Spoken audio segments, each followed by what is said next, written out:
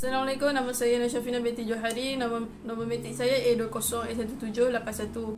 Hari ini saya nak ceritakan satu isu yang berkenaan dengan pembelian dalam online yang semakin hari semakin meningkat, terutama dalam musim pandemik ni. Dari situ saya telah selidik dan mencari dalam Google dan saya terjumpa satu artikel dari Berita Harian yang dalam artikel tu menyatakan isu penggunaan e-dagang ni yang semakin melonjak pada musim pandemik COVID-19 ini. Dalam artikel ni dia menceritakan semasa pelaksanaan Perintah Kawalan Pergerakan PKP bagi mengawal penularan wabak COVID-19, kita dapat menyaksikan peralihan trend pengguna pada hari ini yang mendorong perniagaan untuk menerapkan strategi baru untuk mereka berinteraksi dengan pengguna dan memudahkan proses unduh niaga mereka. Ada seorang pengarah urusan serantau Shopee ni bernama Alan Ho. Dia berkata perkara itu bukan hanya menyebabkan penerapan e-dagang yang kuat dalam kalangan perusahaan kecil dan sederhana PKS tempatan, malahnya ia juga telah membantu mewujudkan segmen pasaran baru untuk industri berkenaan. Contohnya pada tahun lalu, hampir tiada yang menjual dan membeli hasil segar seperti ikan, ayam, daging lembu dan juga lain-lain di platform e-dagang ni. Namun pada April sahaja kira-kira 1,000 penjual hasil segar dan beku termasuk petani dan nelayan mula menjual di Shopee. Dalam Shopee ni juga barangan runcit, haiwan peliharaan, konsol permainan dan peralatan rumah amat popular dalam kalangan pengguna yang mencari barang keperluan harian mereka, untuk keperluan rumah tangga mereka dan permainan untuk dinikmati oleh seisi keluarga. Dari situ juga peniaga akan mendapat manfaat daripada peningkatan permintaan yang semakin tinggi.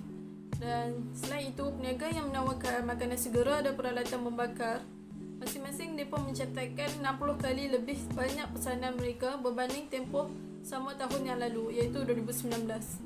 Tahun 2020 ini dia mengubah cara kita hidup, bekerja dan berbelanja dalam talian disebabkan oleh pandemik COVID-19 ini. Oleh itu, jenama dan penjual di seluruh rantau ini telah meningkatkan usaha mereka dalam segi digitalisasi mereka, terutamanya sekarang.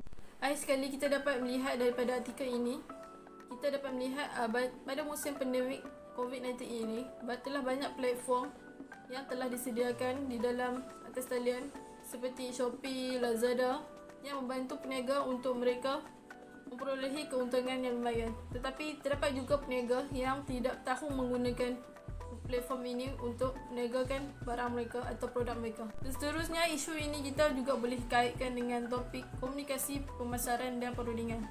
Dalam topik ini, ia akan menerangkan alat dan teknik komunikasi yang digunakan untuk pengguna lebih memilih produk pemasar atau menukar ke jenama pesaing. Perundingan ini juga pula merujuk kepada tindakan yang membuat pengguna memilih produk pemasar atau menukar jenama kepada produk pesaing dengan menggunakan alat komunikasi. Seperti mana yang dapat kita tahu bahawa perniagaan online seperti Shopee ini merupakan satu perniagaan online yang berjaya dan ianya juga telah menjadi satu platform yang sangat terkenal untuk peniaga-peniaga lain untuk menjual barangan mereka atau produk-produk mereka atau mempromosikan produk mereka di dalam perniagaan online ini. Shopee ini juga sangat mudah digunakan dan dia juga boleh digunakan sebagai alat komunikasi kepada peniaga untuk peniaga mempromosikan produk-produk mereka dan barangan mereka supaya pengguna ini dapat mudah mencari barangan mereka serta membelinya. Dan Shopee ini juga menyediakan tawarannya sangat hebat dan promosi serta perkhidmatan yang sangat baik kepada peniaga-peniaga yang menjual produk-produk mereka di dalam itu.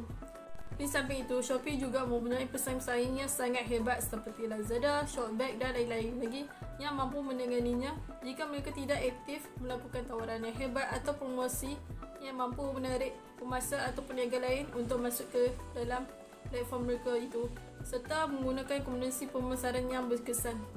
Akhir sekali, penerapan teori komunikasi dan pujukan untuk pemasaran ini terdapat beberapa pendekatan di mana pendekatan yang sesuai dengan produk-produk yang berada dalam Shopee ini, dia ialah pendekatan di mana kita perlu berfikir, membuat dan merasai ataupun menggunakannya. Komunikasi ini juga digunakan untuk promosi penjualan di media sosial. Dalam pendekatan ini, memberi juga pengguna banyak pilihan untuk memilih produk yang disukainya serta berfikir dahulu sebelum membelinya. Caranya ialah rasional kerana perlu memilih dengan cara yang bijak. Kesebulannya, kita dapat melihat bagaimana peniaga atau pemasar menggunakan alat komunikasi dalam komunikasi pemasaran ini secara berkesan untuk membantu mereka untuk mempromosikan produk-produk mereka supaya mendapat keuntungan lumayan, serta kita dapat melihat bagaimana pemasar ini menggunakan platform atau peluang yang sedia ada untuk memasarkan produk mereka dalam musim-musim seperti pandemik COVID-19 sekarang. Sekian, terima kasih.